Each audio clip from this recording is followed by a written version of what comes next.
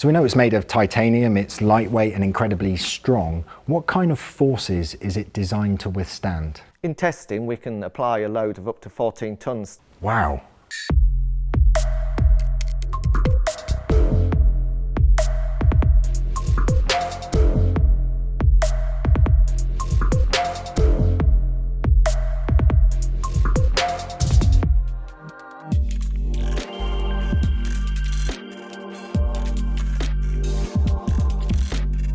Welcome to our Crowdstrike safety series.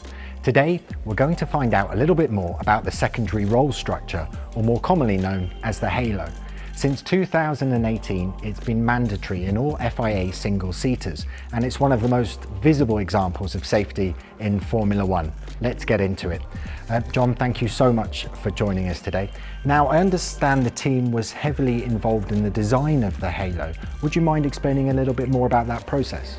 One of our primary considerations was what we were actually trying to protect the driver from. We considered the larger objects, such as wheels detached from cars or even a car themselves. So the halo structure that's deflecting these objects away from the driver's head. There were several other designs that could have been an option. Why do you think Formula One fundamentally went with the halo? The aeroscreen was considered, but it offered a couple of disadvantages. The structure doesn't seem to blend into the surfaces of the car, and one of the main problems we thought was the visibility of the driver's helmet. It's actually really important because that gives the fans the connection with the drivers when they're in the cockpit. It's made of grade 5 titanium. Why did we go down the titanium route? In testing, we can apply a load of up to 14 tonnes.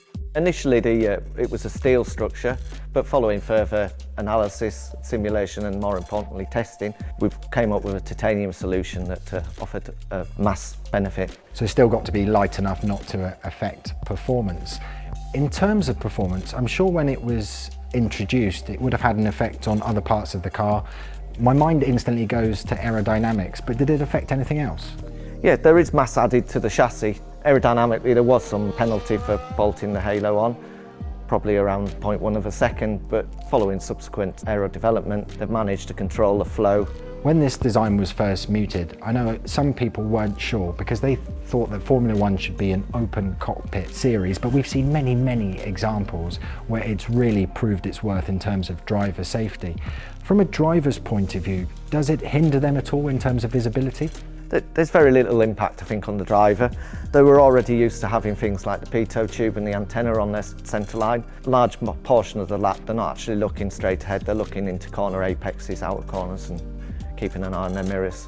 It's amazing as well, it's only been, 5-6 years since we've had it introduced, but it's funny how quickly Formula One changes and evolves. So when you see a cockpit now without a halo, it actually looks quite strange.